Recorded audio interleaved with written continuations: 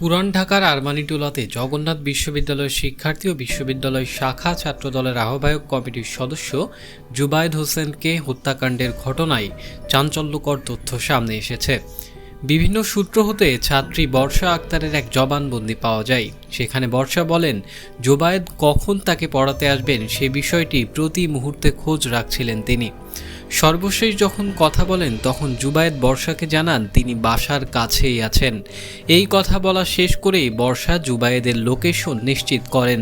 অতঃপর জুবায়েদের মরদেহ সিঁড়িতে পাওয়া যায়। এদিকে ঘটনাস্থলের পাশের একটি ভবনের সিসিটিভি ফুটেজে ঘটনার সময় দুই যুবককে দৌড়ে পালাতে দেখা গেছে।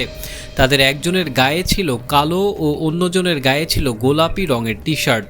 তবে সিসিটিভি ফুটেজটি অস্পষ্ট হওয়ায় ভিডিওতে ওই দুই যুবকের মুখ স্পষ্টভাবে দেখা যায়নি। প্রাথমিকভাবে জানা গেছে দৌড়ে পালানো ওই দুই যুবকের মধ্যে একজন জুবায়েদের টিউশনি করানো ছাত্রের বয়ফ্রেন্ড। তবে বিষয়টি নিশ্চিতে সেই সিসিটিভি ফুটেজ পর্যালোচনার পাশাপাশি আশেপাশের ফুটেজগুলোও দেখছে পুলিশ। তাদের আটকের জন্য কয়েকটি টিম মাঠে কাজ করছে। পুলিশ আশা করছে খুব স্বল্প সময়ের মধ্যে তাদেরকে আটক করতে সক্ষম হবে। এর আগে রোববার 19 অক্টোবর সন্ধ্যায় পুরান ঢাকার আরমানিটোলার পানির পাম্প গলির একটি বাসার সিঁড়ি থেকে জগন্নাথ বিশ্ববিদ্যালয় শিক্ষার্থী ও বিশ্ববিদ্যালয় শাখা ছাত্রদলের আহ্বায়ক কমিটির সদস্য জুবায়েদ হোসেনের রক্তাক্ত মরদেহ উদ্ধার করে পুলিশ।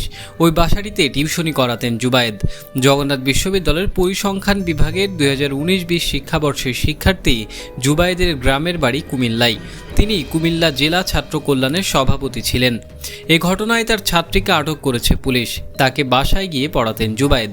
রোববার 11টা 20 বর্ষাকে তার নিজ বাসা রাজধানীর বংশালে নূর বক্স রোডে রৌশান ভিলা থেকে আটক করা হয়। এছাড়া বাড়ির বাকি সদস্যদেরও কড়া নজরদারিতে রেখেছে পুলিশ।